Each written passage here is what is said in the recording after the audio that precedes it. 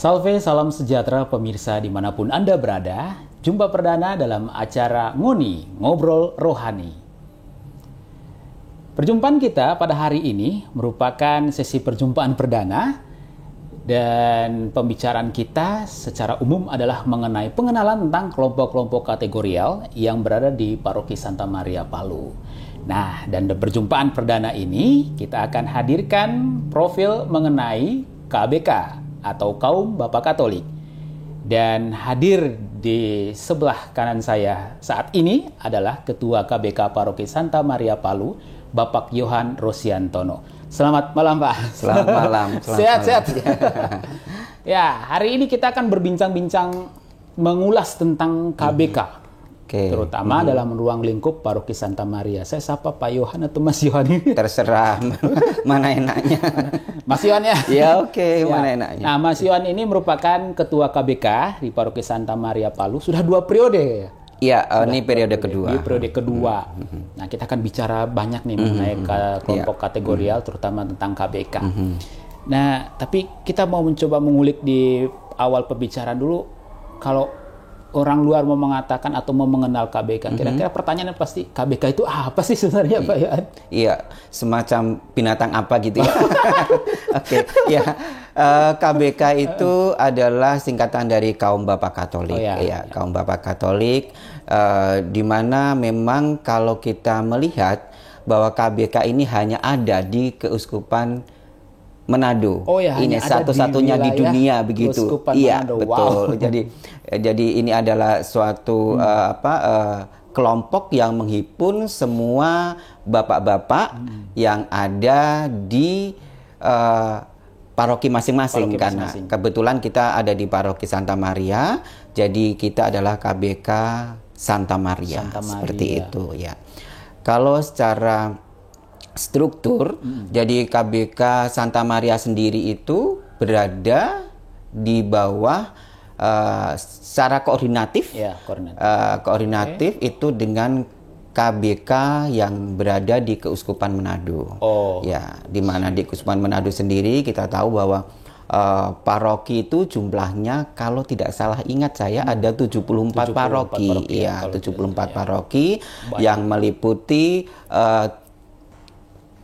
wilayah dari provinsi. Kita bicara provinsi, Provinsi Sulawesi Utara, Sulawesi Tengah, dan Gorontalo, serta ada daerah diaspora yang di Nusa Laut.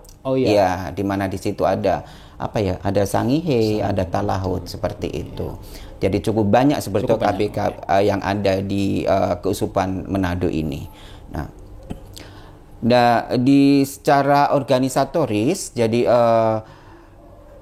sebetulnya di atas dari paroki itu ada yang dinamakan dengan KBK Kevikepan. Ya, jadi KBK kebetulan kita Kevikepan Palu. Iya, betul, Kevikepan Palu. Jadi Kevikepan Palu itu meliputi kita yang ada di Palu, Paroki Santa Maria Palu, Paroki Santo Paulus, kemudian Parigi, Tolai, terus Tolai, kemudian Toli, Buol, kemudian sampai Beteleme, Tentena dan Beteleme, begitu.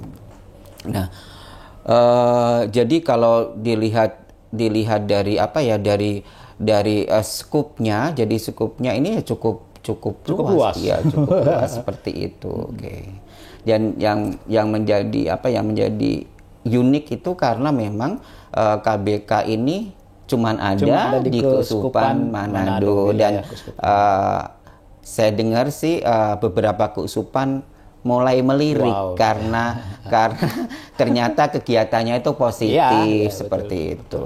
Berarti hidupnya memang mungkin bisa disebut sebagai kekayaan gereja juga. Betul, betul. Puji Tuhan, pencetusnya adalah wilayah kita di Keuskupan Manado. Iya, betul. Pertanyaan lanjutan, kira-kira hubungan kita sendiri KBK Paroki dengan KBK yang ada di Manado. Tadi sudah disebutkan secara koordinatif, koordinatif kolegial kan, ya seperti itu. Jadi sepenuhnya sebetulnya kegiatan KBK itu akan diserahkan ke masing-masing paroki.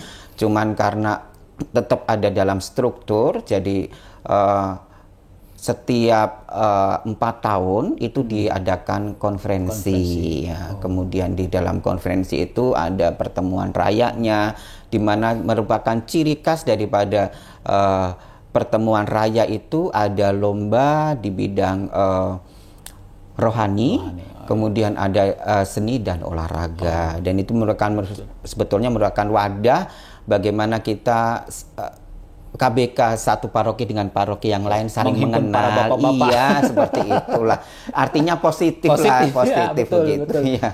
Oke, nah itu tadi kita bicara tentang wilayah Keuskupan Manado. Nah, bagaimana sendiri dengan KBK yang berada di wilayah paroki sendiri, bagaimana koordinasinya, garisnya? Oke. Tentu berada di bagian paroki sendiri. Iya. Ya. Oh iya, saya lupa. Jadi KBK ini adalah merupakan kelompok kategorial.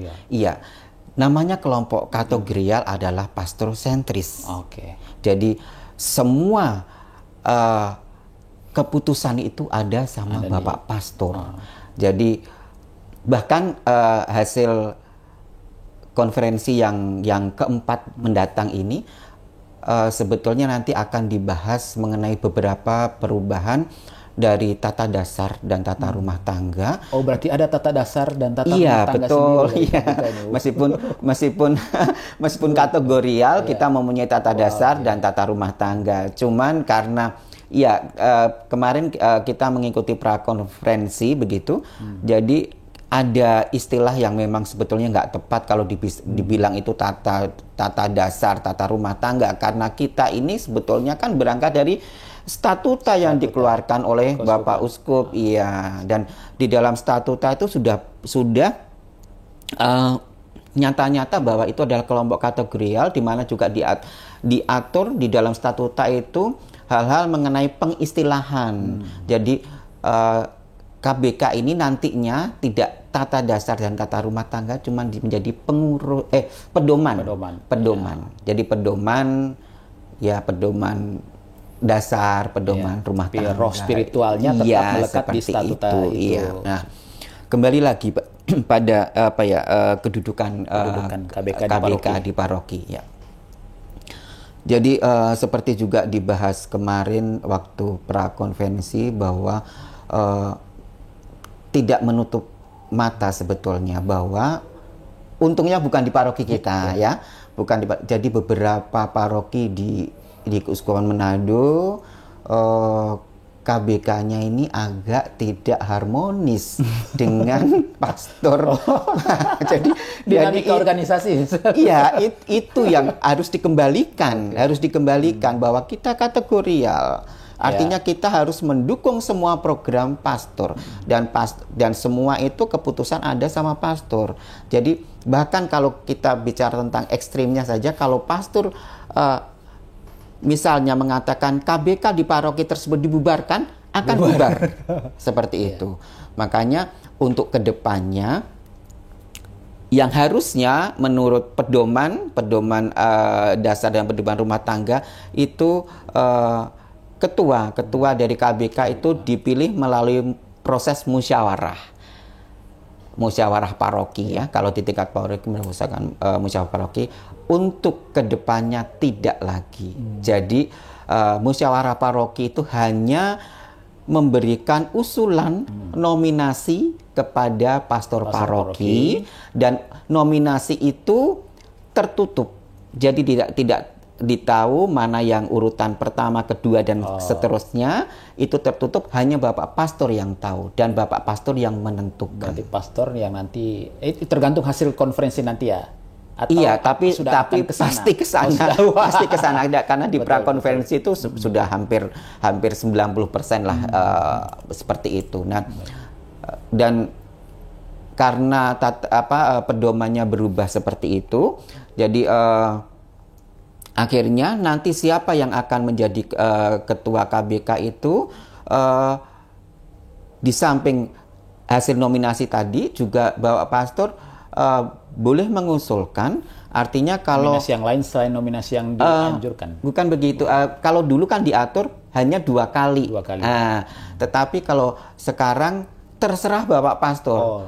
Artinya Bapak Pastor masih mau pakai yang dia, ya silakan begitu. Nah, karena memang ini semua adalah menunjang program-program dari paroki. Betul. Nah, berkaitan dengan itu, makanya kembali lagi bahwa namanya KBK, kaum bapak, itu menjadi tiang sebetulnya, tiang dari gereja. Makanya mungkin agak berbeda dengan organisasi kelompok kategorial yang lain ya.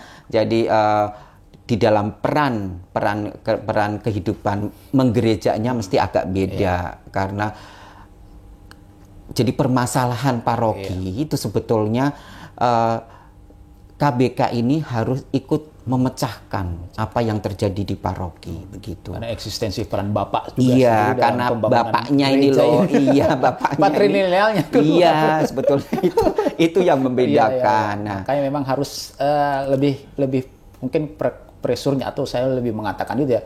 Lebih pengaruh dari paroki juga atau pastor terutama mungkin lebih harus kuat ya. Dan intinya itu tadi. Jadi memang utamanya ketua dan bapak pastor ini harus harmonis. Iya. Jadi semua yang dilakukan harus sinergis. Tidak bisa tidak begitu. Jadi kalau sudah beda karena itu sudah fondasi udah goyang ya. Makanya kan ada beberapa yang sampai sekarang posisinya juga masih kayak PLT begitu ya? Iya. Oke, pejabat. Pelaksana begitu. Iya, begitu. Meskipun sebetulnya sudah habis, tetapi belum ada penunjukan dari bukan penunjukan ya, musyawarah yang nanti akan mengusulkan pada pastor belum ada begitu. Ada beberapa yang begitu. Tadi Ayah juga singgung tentang konferensi ya. Ya mungkin pemirsa juga perlu tahu konferensi ini apa dan termasuk juga pertemuan Raya KBK itu sendiri yang akan direncanakan tahun ini. Iya, tahun ini bulan Juli, cuman tanggalnya belum pasti ya. Ya situasi Covid lah ya, kita juga menimbang-nimbang perlu. Satu, situasi Covid. Kedua, Bapak Uskup itu di akhir Juni sampai bulan Juli itu padat sekali. Dan Bapak Uskup sangat berkeinginan untuk bisa menginap bersama-sama dengan kami dan kebetulan tahun ini di Kawangkoan begitu. Jadi semua KBK paroki di wilayah Keuskupan Manado diharapkan hadir. Dan biasanya seperti juga konferensi yang ada yang sebelumnya ini di Mangaran, ya cukup banyak sih meskipun tidak semua paroki mengirim, tapi ya sebagian selalu besar. Ada utusan. Sebagian besar mengirim. Sebagian besar mengikuti. Apa yang dilakukan di sana? Ya mengenai konferensi itu intinya adalah kita tadi ya akan membahas kembali tentang pedoman dasar dan pedoman rumah tangga yang menjadi aturan yang kita harus ikuti. Kemudian yang penting adalah pemilihan ketua KBK Keuskupan. Oh, ada ketua KBK Keuskupan juga. Iya, itu akan ketua dilakukan di konferensi itu. Karena kita tahu kebetulan posisi KBK Keuskupan ini kan ada di Manado, di wilayah Provinsi Sulawesi Utara. Nah, kita tahu bahwa kita ini cukup didengar bawa nama provinsi di Provinsi Sulawesi Utara begitu ya. Jadi keterwakilan kaum Katolik itu cukup diperhitungkan sehingga biasanya unsur-unsur di dalam unsur katakanlah pengurus intinya itu biasanya ya orang-orang yang duduk di pemerintahan seperti contoh tahun ini Pak Weni Lumintut itu kan wakil wali kota Tomohon. Nah, kemudian ketuanya sendiri adalah kepala dinas perdagangan tingkat 1 Sulawesi Utara. Berarti memang penting untuk membangun sinergisitas antara gereja dengan negara melalui KBK gitu, kayak katakanlah jembatan begitu katakan jembatan seperti itu. Kegiatan lomba ya. Nah, kegiatan lomba itu ini lomba yang yang memang menjadi tradisi gitu ya. Tradisi itu adalah sebetulnya yang utama adalah lomba KOR. Lomba KOR. Keuskupan Manado dong. Pasti Keuskupan sangat ya, intens dengan paduan suara. Ya. Tapi jangan salah, jangan salah. Meskipun kita jauh dari Sulawesi Tengah, tetapi kelompok KOR kita cukup diperhitungkan ya di sana. Dan untuk yang lalu yang lalu kita dapat juara 3. Terus sekarang dengan terobosan kemarin kita sempat rekaman dan kita sempat masuk di dalam YouTube. Jadi sekarang pertemuan-pertemuan di Keuskupan Manado itu mereka akan setel hasil rekaman dari Paroki Santa Maria. Jadi sebagai contoh. Jadi tingkat kreativitasnya KBK Paroki Santa Maria bisa menjadi contoh buat keuskupan. Betul. Karena memang belum ada sebelumnya. Sebelumnya belum ada, ya sekarang sudah ada, dan itu ya dijadikan contoh seperti itu. Oke. Ada target? Kemarin sudah juara 3 nih. Target pasti ada. Ya artinya kalau kemarin juara 3 harusnya sekarang harusnya lebih. Cuman di dalam kondisi ini kayaknya agak sulit karena terus terang namanya persiapan dengan latihan itu kan agak sulit ya. Kesibukan bapak-bapak juga. Dan ini masa COVID. Kemudian pelaksanaan lomba itu menjadi salah satu pertimbangan. Karena apa? Bulan Juli itu tanggal 6 untuk kita sudah masuk sekolah. Dan tahu sendirilah bapak-bapak itu kan ya tugasnya nganter anak sekolah begitu ya. Tetap harus itu kan ya.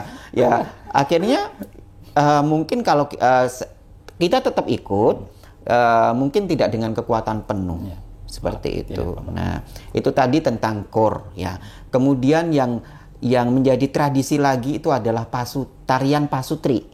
Tarian pasutri itu mungkin kalau di gimana Kak? Bapak-bapak semua ini? Nanti kalau tarian pasutri itu sebetulnya kalau dikenal tarian jajar kalau di kaum muda. Seperti itu. Jadi untuk apa ya? Sebetulnya sebagai aktualisasi bahwa bapak-bapak ini kan juga punya keluarga punya keluarga, jadi dilibatkanlah kaum ibunya. Nah, kaum ibunya, tetapi ya itu tadi namanya pasutri dibuktikan dengan kalau kita surat perkawinan begitu sebagai syarat lomba. Iya, itu syarat lomba. Jadi tidak boleh cari istri yang lain. Tidak disediakan pasangan di sana. Saya kira panitia menyediakan. Nggak bagaimana kan kita jadi contoh kan seperti itu. Nah, yang ini kita tidak bisa.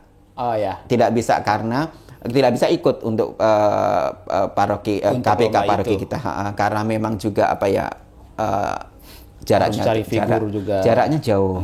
Jaraknya jauh. Jadi kalau bapaknya pergi nanti siapa yang ngurus rombongan keluarga itu masalahnya karena bukan libur. Kalau pas libur oke lah begitu. Kemudian ada vokal group. Ada vokal group. Kemudian untuk yang sifatnya lebih liturgis ada CCA KBK namanya. Jadi cerdas cermat Alkitab, tetapi juga mungkin ada beberapa pertanyaan mengenai KBK. Oke. Kemudian ada Mazmur, ada lomba Mazmur. Kemudian untuk yang olahraga itu ada tenis meja, ada catur, ada gaple, ada? Nggak ada. Kayaknya nggak umum kalau gaple di Sulawesi Utara. Ya kalau di Sulawesi Utara harusnya bridge ya. Harusnya bridge. Tarik tambang, ada ya? Untuk kali ini tidak ada karena situasi COVID. Jadi situasi COVID juga panitia setempat itu meminimalisir lomba yang bersinggungan langsung. Begitu. Terus voli. Voli. Tapi untuk khusus voli itu bukan antar paroki, tapi antar vikep. Antar kevikipan. Iya. Kemudian ada juga yel-yel, Lomba yel-yel. lomba yel-yel dan Defile. defile. Iya, defile. Jadi itu beberapa cabang yang bisa biasa dilombakan begitu ya. Tadi yang tidak ada lari, tarik tambang, apalagi ya yang biasa dilakukan. Kayaknya cuman itu. Lalu persiapan mungkin atau ada harapan tertentu untuk mempersiapkan ini, terutama nih pemirsa yang kebetulan mungkin lagi bapak-bapak nonton. Nah ini ini di kesempatan ini juga saya minta izin pada ibu-ibu gitu ya. Artinya bapak-bapaknya mungkin seminggu 3 kali mengadakan latihan khusus untuk core dan vokal group. Tapi untuk yang tenis meja sama catur mungkin memang sudah mereka rutin kali ya, rutin latihan. Iya. Kalau saya kira dinamika selalu olahraga. Kalau olahraga sih bapak-bapak beberapa. Oke. Jadi yang kita absen adalah tari pasutri. Oh iya, lupa. Satu lagi kolintang. Oh ya, kolintang ini kan mau diusulkan jadi warisan di UNESCO ya. UNESCO untuk Indonesia. Jadi ini sekarang dilombakan kolintang. Sebetulnya kalau kolintang itu kita kan juga ada alatnya. Iya, ada. Pemainnya nggak ada. Pemainnya nggak ada, nggak siap. Jadi tidak. Kayaknya ada yang saya kenal ini beberapa pemain kolintang. Tolong tunjukkan. Iya, sebetulnya karena dulu itu bapak-bapak muda. Iya, dulu itu bahkan sekarang Pak Franky Karamoy menyediakan waktu kalau ada seandainya dari kita mau begitu loh. Ada beberapa bapak-bapak muda. Ya, menyangkut bapak-bapak muda. Nah, sebetulnya gimana sih yang menjadi anggota KBK? Anggota KBK ini terbuka bagi semua bapak-bapak, terbuka semua bapak-bapak yang ada di paroki tersebut. Nah, dan yang sudah misalnya belum menikah, yang sudah berusia 30 tahun. 35 tahun. 30. Oh, 30 tahun. 30 sudah diturunkan 30 sekarang. Jadi kalau pemuda itu kaum muda itu 30 ya. Tahun, belum menikah, sudah boleh masuk KBK. Nah, begitu. Nah, apalagi kalau sudah menikah sudah otomatis. Iya, sebetulnya saya ada dulu sih sebetulnya pernah hanya 1 kali. Jadi kita itu gampang loh menjaring KBK sebetulnya ya. Itu pada saat mereka menerima sakramen perkawinan langsung kita sematkan PIN. Pasti menjadi anggota. Harusnya seperti itu. Bukan yang kebalik sekarang. Yang sekarang kan itu termasuk pelayanan ya. Saya mau lanjut ke situ. justru ketika dipanggil. Ketika harus menghadap Bapak di surga, itu baru kita kasih PIN. Tapi ya tidak apa-apa. Itu kan betul itu pelayanan. Karena kan semasa hidupnya namanya Bapak Katolik itu kan juga dia sudah mewujudkan dirinya menjadi semboyan daripada KBK. Jadi Pro Familia Ecclesia et Patria. Jadi itu untuk keluarga, untuk gereja dan negara tanah air. Iya, seperti itu. Berarti kita sudah langsung melangkah ke pelayanan. Tadi sempat disinggung tentang PIN, itu pelayanan tentang kedukaan. Ini maksudnya bagi yang belum tahu ya. Ini ketika ada yang meninggal untuk bapak-bapak, ada penghormatan khusus dari KBK tersendiri kepada bapak yang meninggal yang dipanggil Tuhan dengan penyematan PIN. Nah, itu salah satu bentuk pelayanan. Ada bentuk-bentuk pelayanan lain, terutama di masa pandemi ini. Inilah, ini sebetulnya yang di luar dari perkiraan kami sebetulnya jadi pandemi ini kan sebelumnya kita terjadi gempa ya. Gempa 2018. Iya, 2018. 19 masih jeda sedikit. Iya, jadi bulan September itu hal yang di luar dugaan, di luar perencanaan manusia. Tidak ada satupun kita yang bersiap-siap dengan kondisi itu. Ternyata saat itu kehadiran KBK harus mulai ada, harus mulai berperan.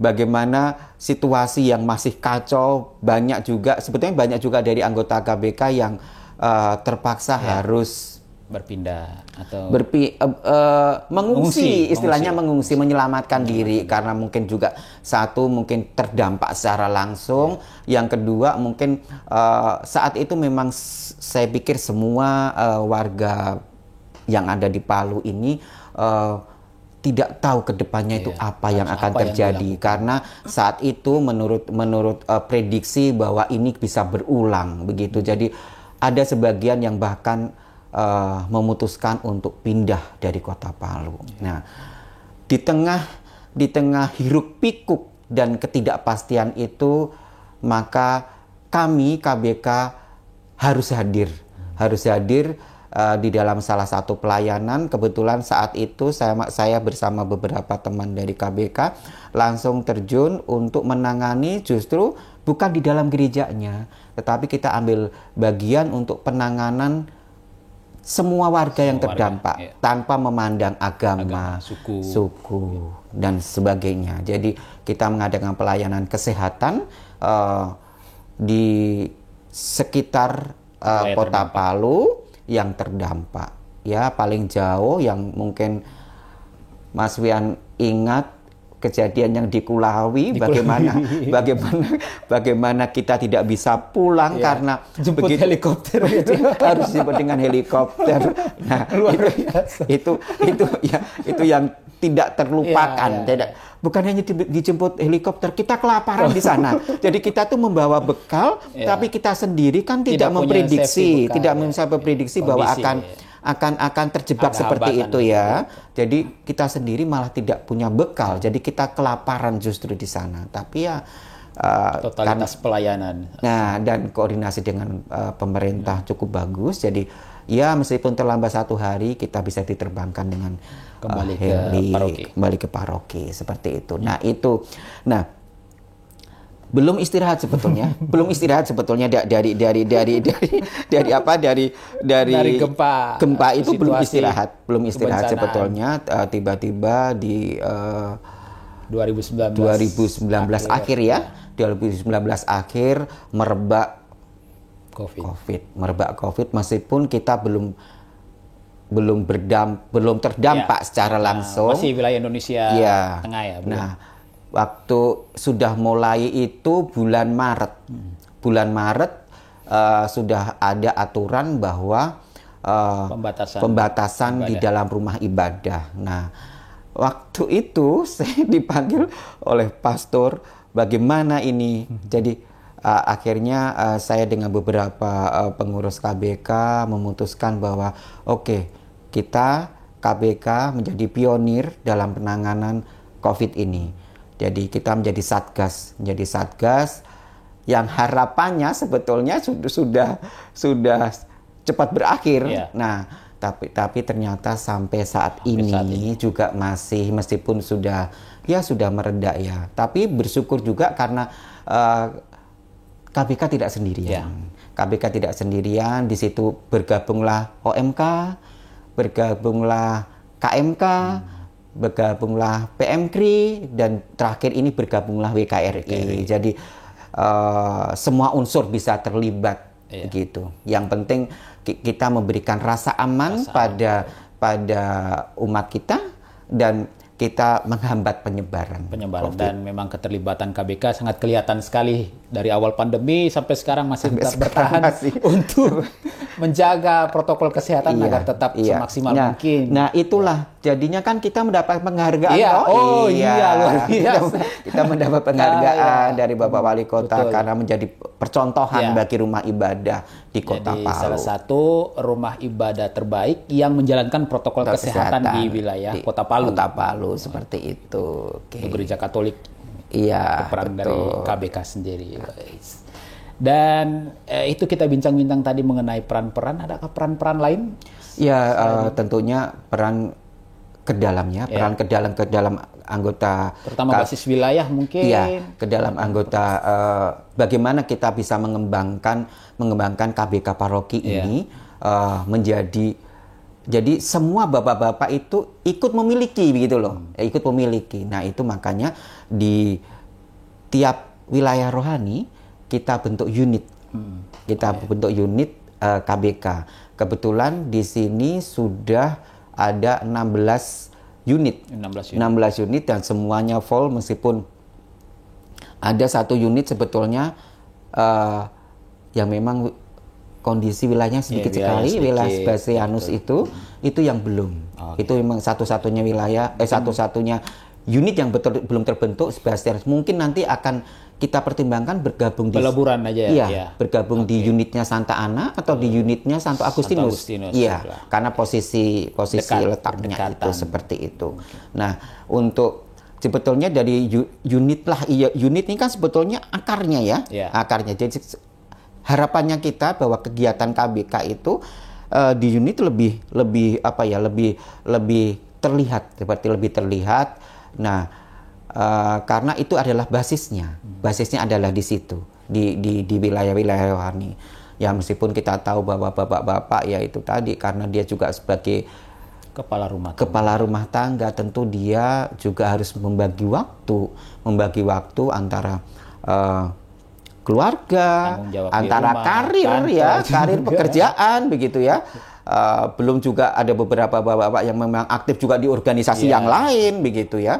Karena itu juga menjadi nilai plus loh sebetulnya begitu ya. Nah, dan ke gereja dan dalam gereja sendiri juga harus seperti itu. Nah, tapi ya bersyukurlah meskipun kegiatannya itu jarang di unit, tetapi tetap ada. Karena juga di dalam pedomannya memang harus dibentuk seperti itu. Ya, Pak Ketua. Nah, dalam karya pelayanan KBK itu sendiri, tentu dengan segala dinamikanya, pasti tidak terlepas dari kebutuhan finansial. Karena kan ngumpulin bapak-bapak, mesti ada sesuatu untuk menghidupkan kembali organisasi. Nah, kira-kira termasuk untuk kegiatan pertemuan raya yang nantinya direncanakan bulan Juli. Adakah usaha-usaha untuk menghimpun dana untuk kehidupan organisasi itu sendiri?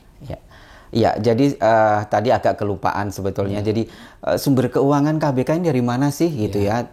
Selain dari koceknya masing-masing begitu. Sumbangan pribadi. Itu sebenarnya kalau yang diatur di dalam pedoman rumah tangga itu ada yang namanya iuran anggota sebetulnya. Ada iuran anggota, kemudian ada sumbangan sukarela, kemudian ada salah satu seksi atau bidang yang menangani itu, misalnya bidang usaha dana. Nah, bidang usaha dana. Nah, kebetulan kalau bidang usaha dana yang ada di paroki kita, dia mengadakan beberapa jenis basar biasanya, basar untuk pencarian basar yang tentunya untuk basar ini kami pesan diwanti-wanti lah begitu ya, jangan sampai harganya itu jauh lebih mahal dibanding dengan harga yang di luar. Ya, itu pesan moral sih sebetulnya seperti itu. Jadi jangan kita menyusahkan orang begitu ya. Untuk kepentingan kita menyusahkan orang itu nggak boleh. Jadi misalnya kalau seperti yang nanti akan bulan April, kalau nggak salah April atau Mei itu mereka adakan salah satu basar daging babi.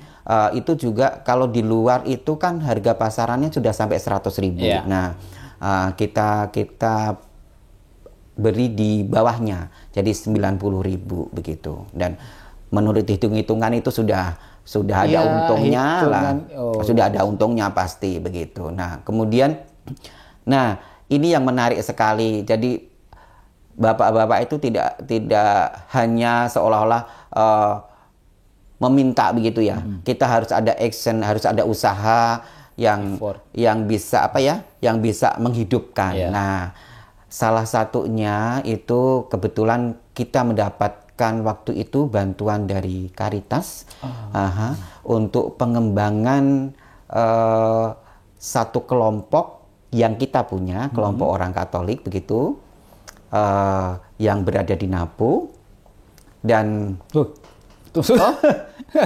jangan ini. Jangan. Nah, oh iya betul. Nah, ini adalah kopi namanya kopi mereknya kopi KBK.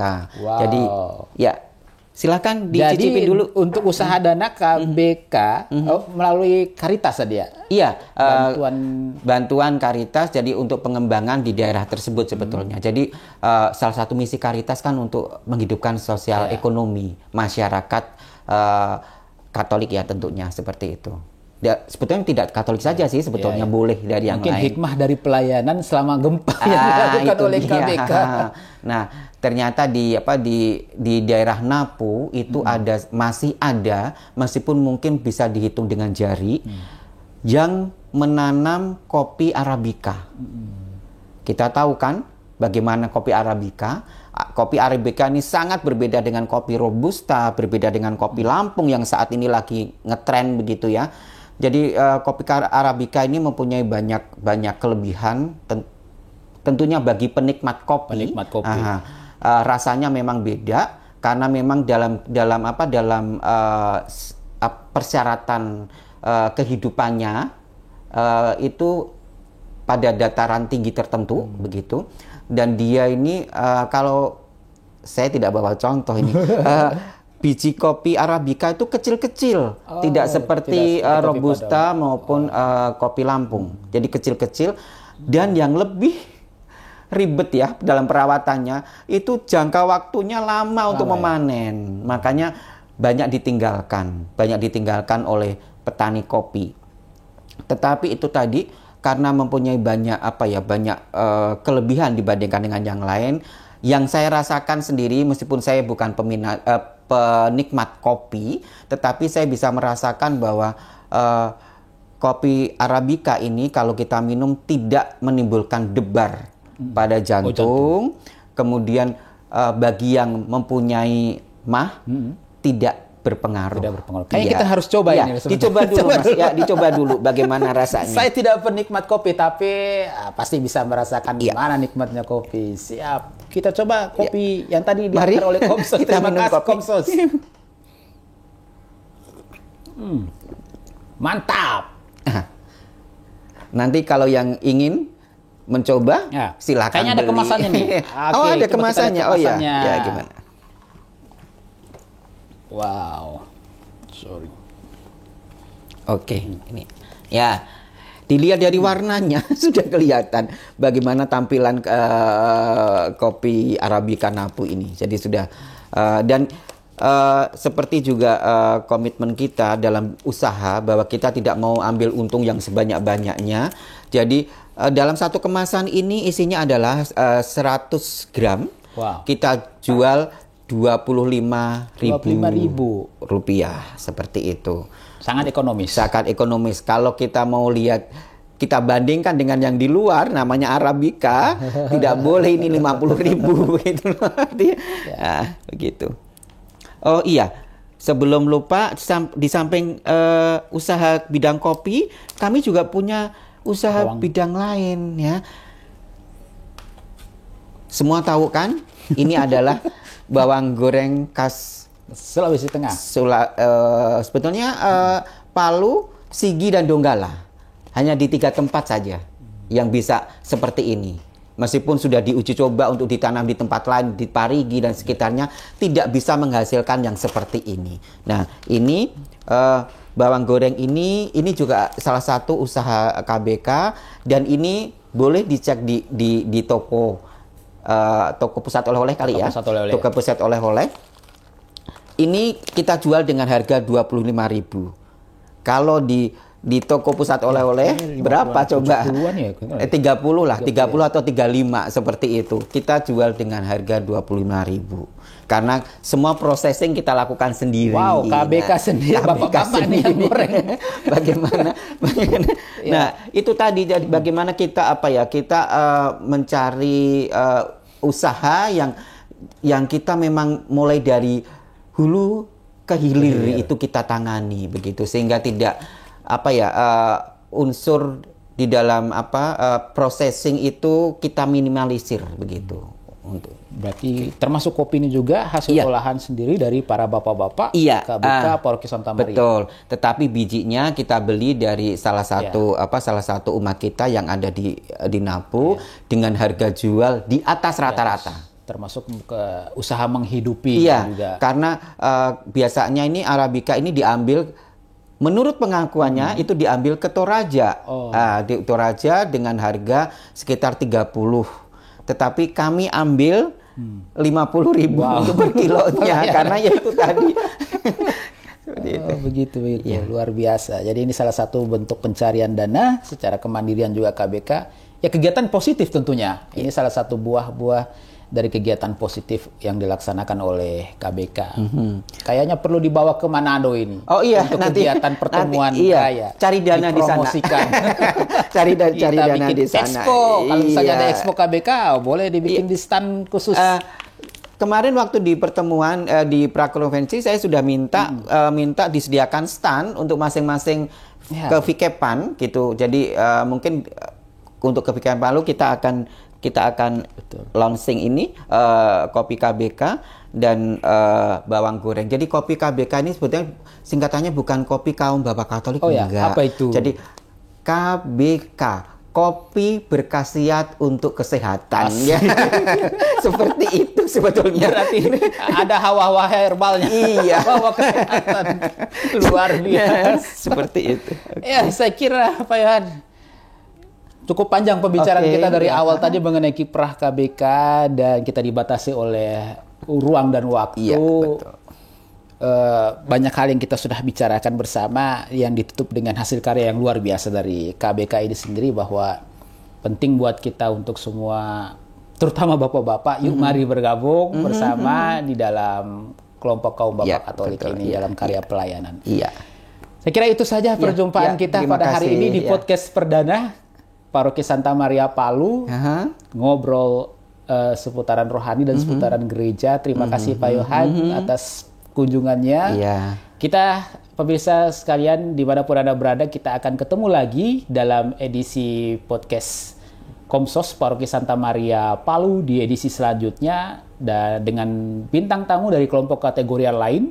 Seperti apa perjumpaannya, tetap pastikan Anda tetap setia menyaksikan Komsos Paroki Santa Maria Palu, podcast-podcastnya, acara live streaming dan sebagainya. Jangan lupa subscribe, like, dan komen. Terima kasih, saya Alfian Haritama. Kita tutup dengan semboyan kita. Oh ya, semboyan. Ya, Pro Familia, Pro Ecclesia, et Patria. Ulang lagi kayaknya, kita harus satu kali lagi supaya lebih itu. Oke. Pro Familia, Pro Ecclesia, et Patria. Oke. Terima kasih.